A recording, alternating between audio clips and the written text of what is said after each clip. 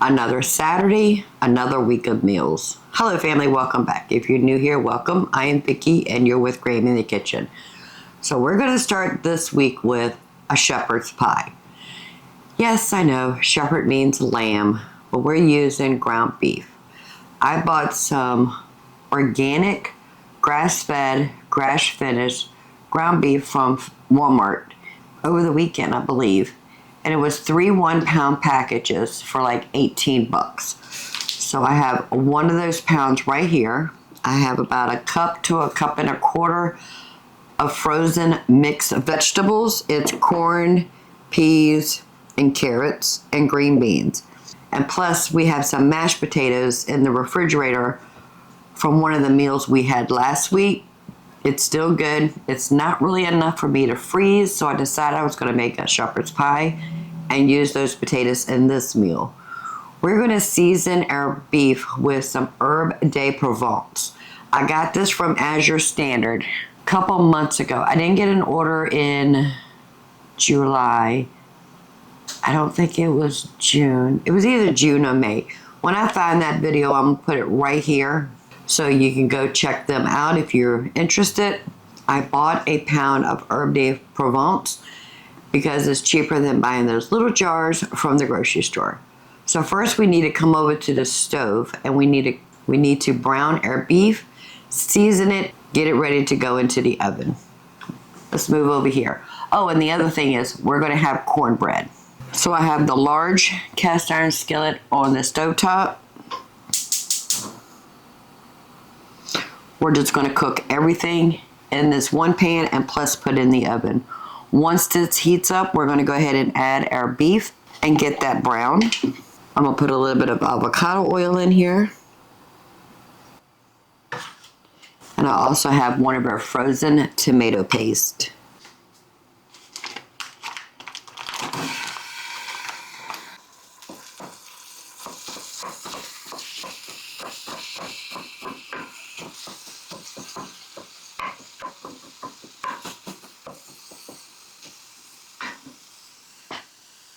While the meat is browning, we can go ahead and get started on the cornbread.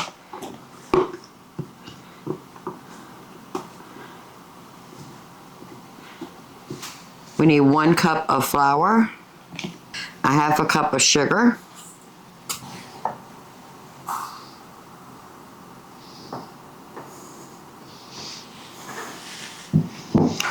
one cup of cornmeal. I am using polenta. I like the way the flavor of the polenta versus cornmeal. A teaspoon of salt. 3 teaspoons of baking powder.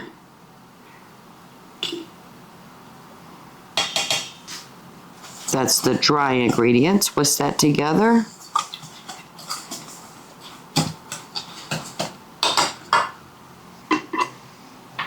We need 1 cup of milk.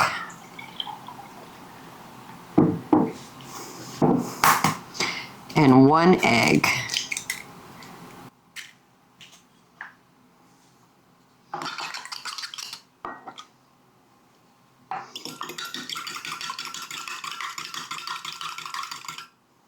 Pour the milk in the egg and the dry ingredients.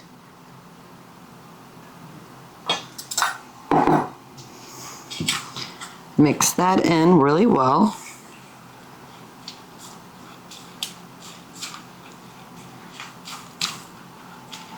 We need a 1/4 cup of honey. I'm just going to eyeball that.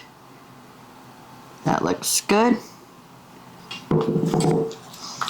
Mix that in really, really well.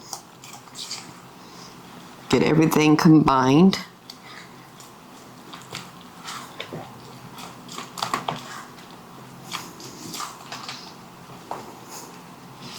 Alright, that looks good. Now the recipe calls for a 1/3 cup of oil. I don't use vegetable oil and I don't want to use coconut oil. I actually use butter. So what I'm planning on doing is putting a 1/3 cup of butter in a cast iron skillet. Put this in the oven, 350 degrees, until the butter melts. So the butter is somewhat melted. There's a little piece in here, but that's okay. I'm going to dump the majority of it in here. Leave about a tablespoon in the pan. Let's mix the melted butter in with the cornbread mix. Remember, this pan is hot.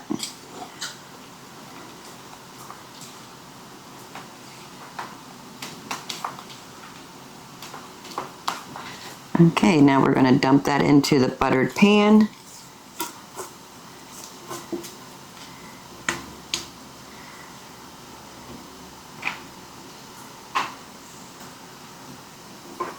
.350-degree oven until it is set. Put a toothpick in the center. It comes out clean. I'm guessing 30 minutes, 45 minutes, but I'll let you know. And while we got the cornbread in the oven, the hamburger finished cooking. So I'm going to add a tablespoon of tomato paste, the herb de Provence. I probably have maybe, you know what, let's measure it. All right, so that's 1 teaspoon. Okay, 2 teaspoons.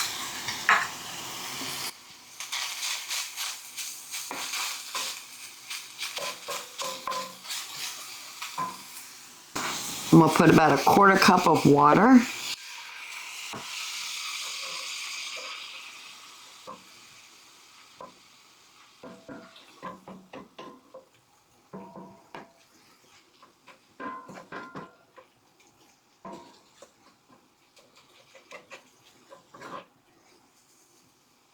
Their frozen vegetable mix.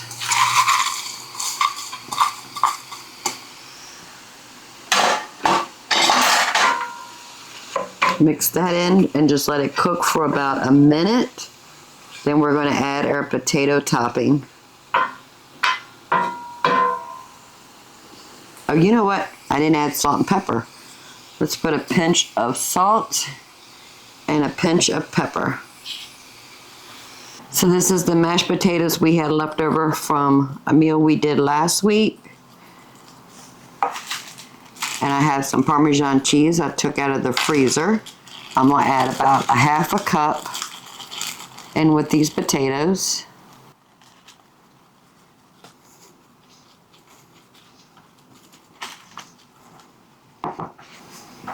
And here's our shepherd's pie. And I'm just going to lay the potatoes right on the top. Probably could have used a smaller pan, but I'm not going to dirty another pan just for this. I think I thought I had more potatoes than what I did have.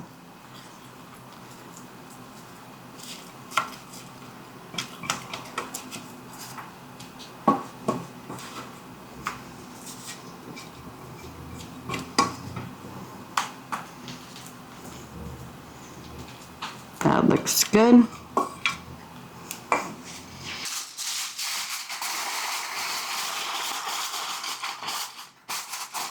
So I got it covered with aluminum foil, but I want to get closer to when the cornbread is done before I put this in the oven. That way they come out at the same time. The cornbread's only been in the oven for 6 minutes, so we still have a few more minutes. Then this will go in the oven to last 15 minutes of the cornbread. I'm going to go ahead and put this in the oven. I think the shepherd's pie is going to be faster than the cornbread, but that's okay. But once everything is ready, we'll bring it out of the oven, cut that cornbread, scoop up that shepherd's pie, and we'll have dinner. The cornbread has been in the oven for 30 minutes. Not quite ready, and we'll put that back. The shepherd's pie has been in the oven for 20 minutes.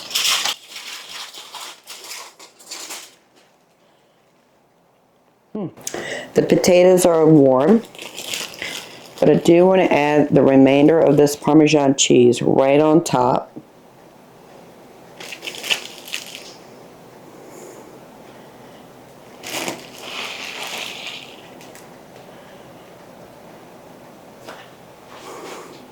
And I'm going to put this back in the oven without the cover for about 10 more minutes.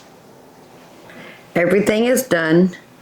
The cornbread took 34 minutes.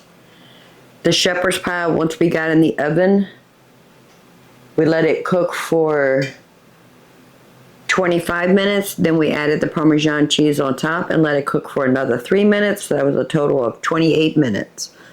So the cornbread we're going to cut right inside the pan.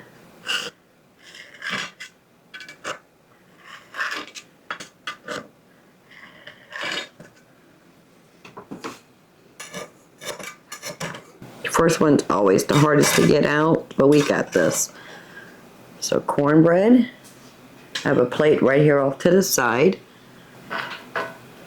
and some shepherd's pie.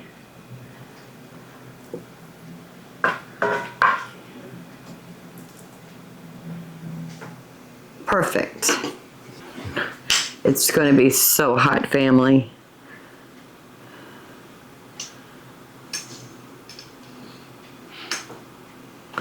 Let's try some shepherd's pie.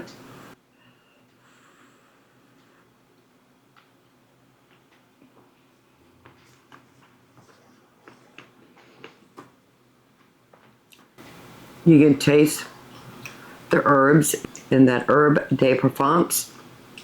That is really good. And we make cornbread pretty often in this house. We like our cornbread sweet. That's why we use the sugar and the honey. So it's a honey cornbread.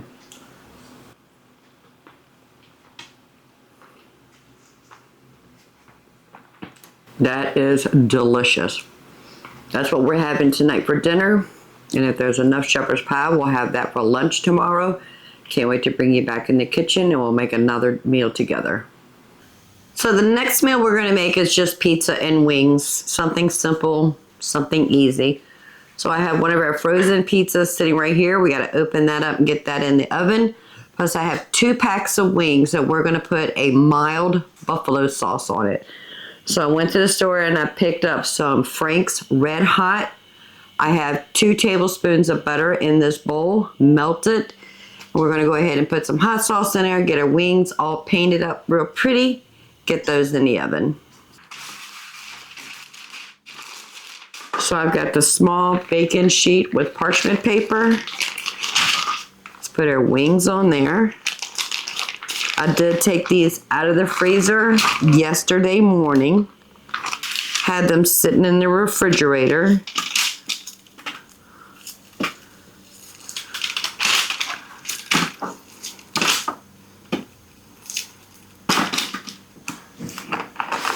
So we have 2 tablespoons of melted butter. I'm just going to put about a half a cup of Frank's Red Hot.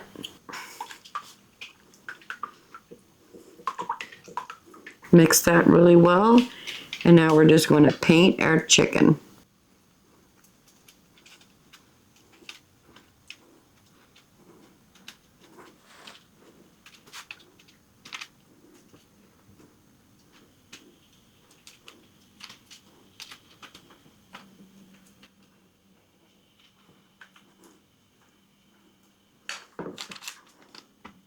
Let's get them turned so we can paint the other side.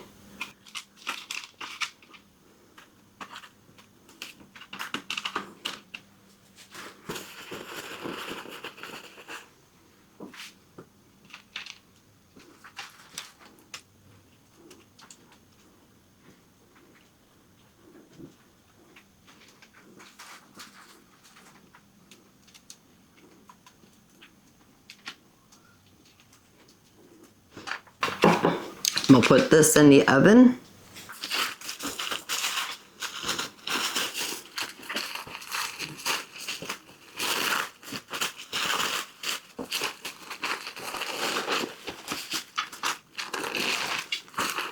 We're going to leave the bottom parchment underneath that pizza. I'm going to put some pepperoni on the husband's half.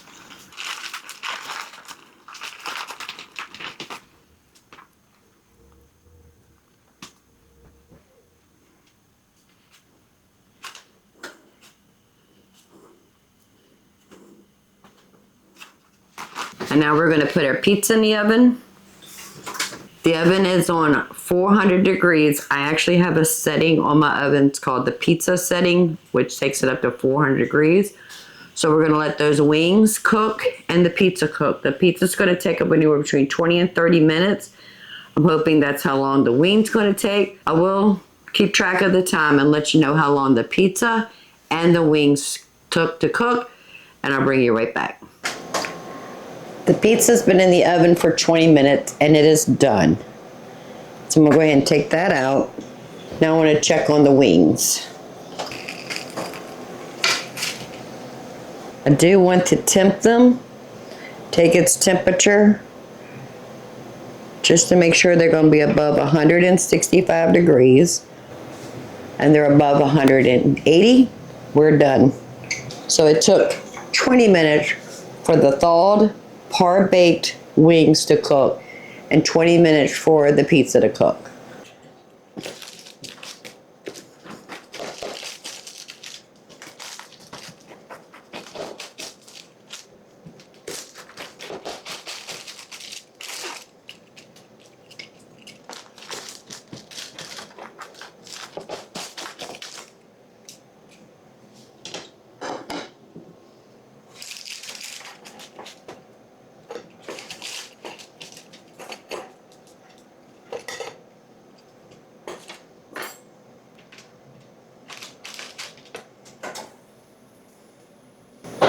And the chicken is falling off the bone. Perfect. Let me go hand this to the husband.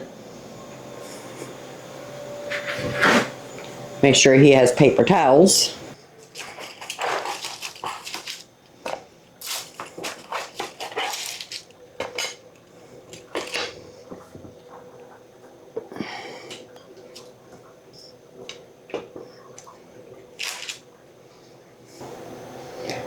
So the pizza is standing up perfect. It's not a droopy pizza. The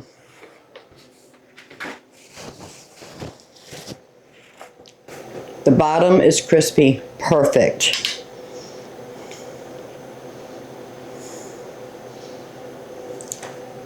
The meat is falling off the chicken wings.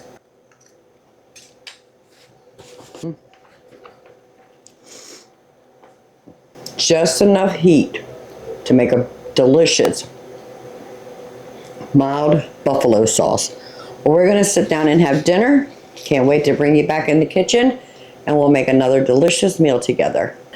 So the last meal we're going to make this week is a whole chicken that I had spatchcocked. Put it in a Ziploc bag and put it in the freezer. If you're curious what spatchcock is, I'll leave a link in the description below on how I spatchcocked my chicken. Basically, it's just taking a whole chicken, make sure all the insides are removed, remove the backbone, and then flatten the chicken. So that's what we did before we put it in the freezer. I took this out of the freezer yesterday morning, had it sitting in the refrigerator overnight, and then this morning it was still a little frozen. So I took it out of the freezer and just had it sitting in the sink for about an hour. Let's go ahead and get this chicken prepared to get into the crock pot so we can have dinner started for us. So we're just going to make a really simple generic rub. So I'm going to start off with 2 teaspoons of salt, a teaspoon of pepper, 2 teaspoons of onion powder, 2 teaspoons of garlic powder. That's all we're going to do. Let's mix that up really well together. Break up any chunks of garlic powder or onion powder we see in here. Perfect. We do need to get our crock pot insert prepared, because I'm going to cook this chicken breast side down, but I don't want it sitting on the bottom of this crock pot.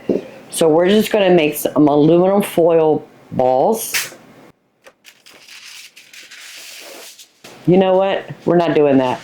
Hold up, hold up, hold up. I absolutely love when I change my train of thought in the middle of preparing dinner.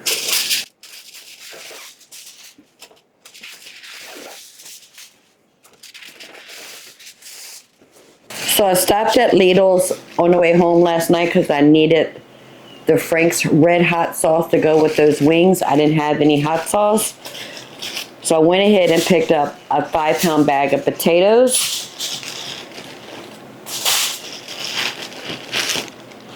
So I want to use 4 potatoes. Let me get these washed, cut little slits in them, and then we'll prepare these to be the base or the bottom of our chicken. So I figured since we're going to be putting aluminum foil in the bottom of that insert for the crock pot, might as well put something in those. So we're going to just bake some potatoes right inside that crock pot. So I'm just going to put a couple slits,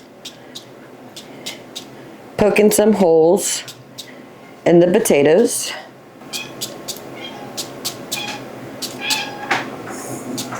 And of course you can hear Morty because the husband is walking around.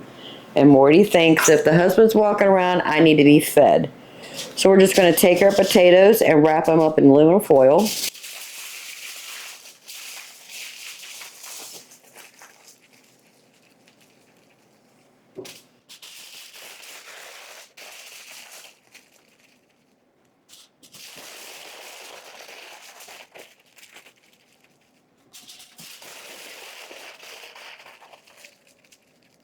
There we go, that is good.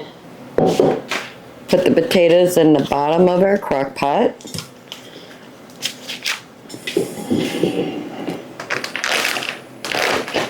And now we can prepare our chicken.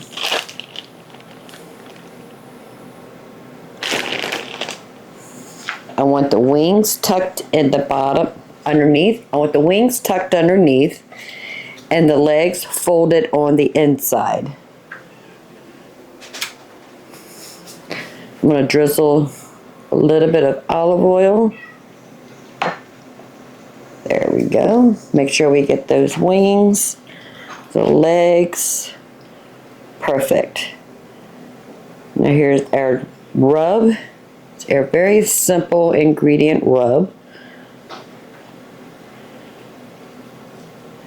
Make sure we get it all nice and coated.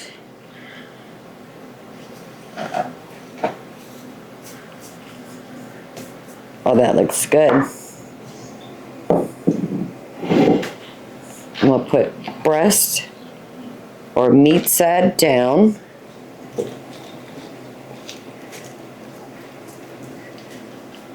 Okay, you gotta fit in there, chicken.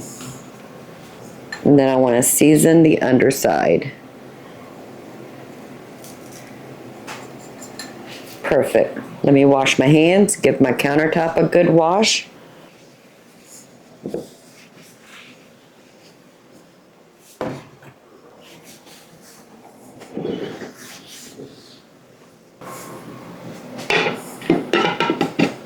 Put the lid on.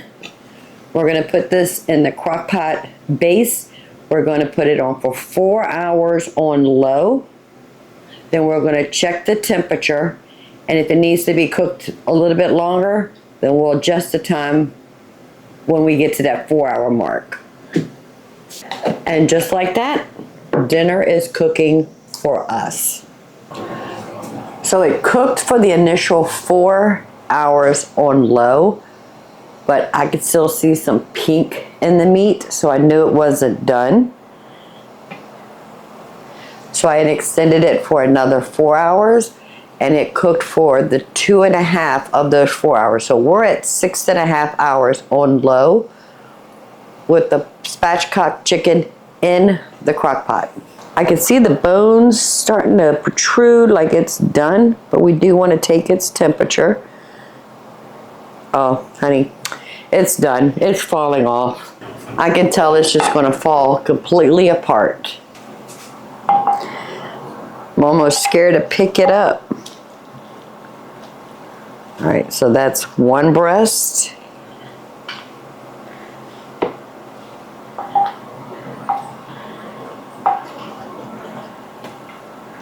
The other side breast. There's a thigh meat. The wings. And that's a thigh and a leg right there. Let's get this leg out. Oh, family, it's falling apart.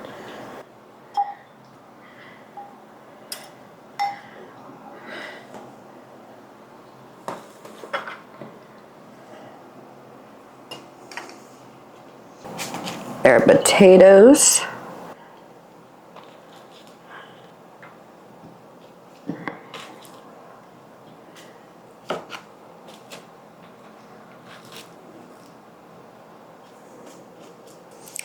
And this broth, we're not going to throw away. We can actually save that once it cools down. And we'll put it in a Ziploc bag, and that way we can save it in the freezer next time we need to make chicken stock. That's just added flavor. And I do want to check the potatoes and see if they're done. 6.5 hours on low in the crock pot. I'm sure it is.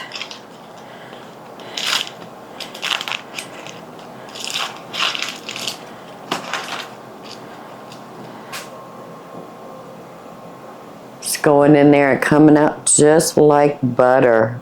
Perfect. So our chicken fell off the bone. It is done. It is gorgeous. And the potatoes are done. So we can have a roasted whole chicken, or in this case, a spatchcock chicken, without heating the house up and turning that oven on. So simple. Utilize your crock pot, your Instant Pot, your Sun oven, whatever you need to do. But have a homemade, delicious, made from scratch meal and not heat up the kitchen. It's perfect. We used a very simple seasoning: salt, pepper, onion powder, garlic powder. Nothing crazy, nothing elaborate. And just sprinkle that on the skin side and on the inside. Put it skin side down over some aluminum foil wrapped potatoes just to elevate that chicken from the bottom of that crock pot. It is perfect. That's what we had this week. I hope you find inspiration in these meals. Get in your kitchen, make something homemade, even if it is a crock pot meal. Just get in your kitchen.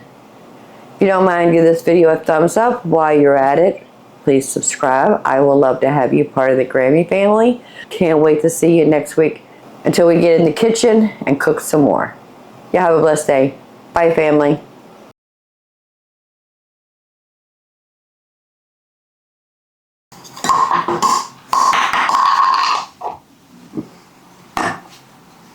I don't even know. You can come in.